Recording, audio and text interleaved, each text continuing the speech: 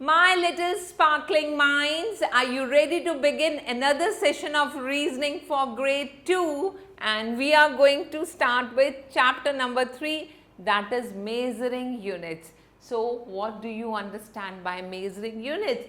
Let's meet Robin and Mansi here, and they both are playing Ludo.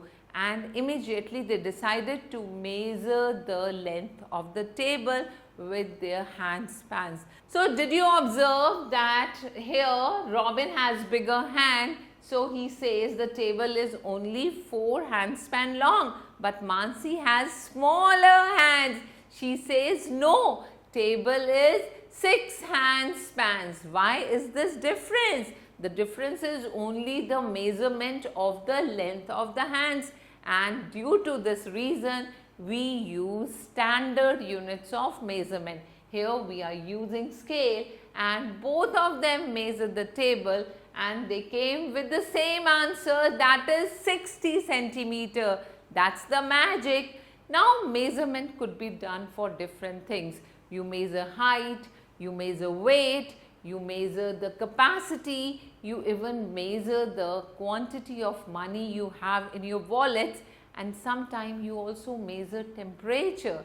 So, here when you talk about measuring length, it describes how long the thing is, how much is your height, how long is your drawing room, or how far is your school from your home, right? So, all these things are measured, and we say we are measuring length, and length when it is small, you measure the length of this pencil in centimeters. When you measure your height, it is measured in meters, but you measure the distance of your school from your home, that's measured in kilometers. Got it?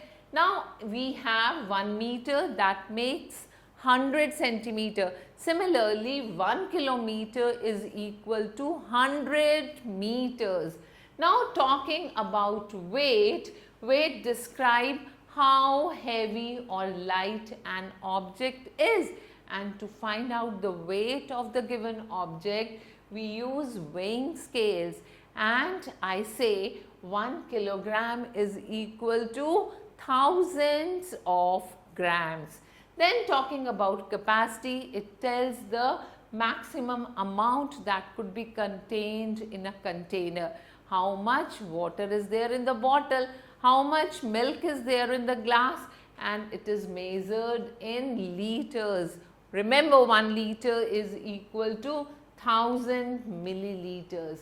Then talking about money, children, we use currency in India, that is in form of coins and notes, and 1 rupee is equal to 100 paisa. Then coming to time, the smallest unit of time is second. Tick tick, and the second is over, and 60 seconds join to make 1 minute. Similarly, 1 hour is made of 60 minutes, and when you talk about 1 day, it is made of 24 hours from morning till next morning, and 1 week has 7 days. Similarly, talking about 1 year, that is the combination of 12 months, or we say 52 weeks. Now, here I have a measuring tape, and I am going to teach you how to read a measuring tape.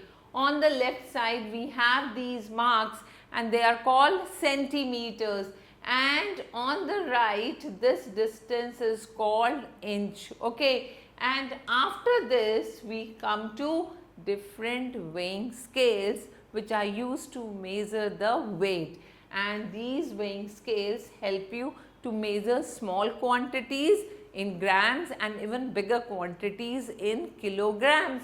Then we have the milliliters and liter. Every time the small things are measured in milliliters and big things are measured in liters. And further, I have brought some Indian coins for you. Here I have a smallest coin of 50 paisa, 1 rupee coin, 2 rupees coin, then we have 5 rupees coin, and this is 10 rupees coin, and different denominations of notes are here. So this is a 5 rupee note. Then we have 10 rupees note. Then this is 20 rupees note, 50 rupees note, 100 rupees note. Here we have 200 rupees note. This is 500 rupees note, and this one is note of 2000 rupees, which has become obsolete nowadays. After this, let's take few more examples. Which of the following is the lightest? When you say lightest, that means you are going to measure the weight of that article, and looking at them, we observe this one seems the smallest one. So this is the lightest musical instrument.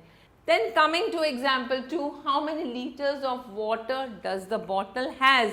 Now if you look at the bottle, it has mark up to 6, but it is filled only up to 5. So we say it holds just 5 liters of water, right?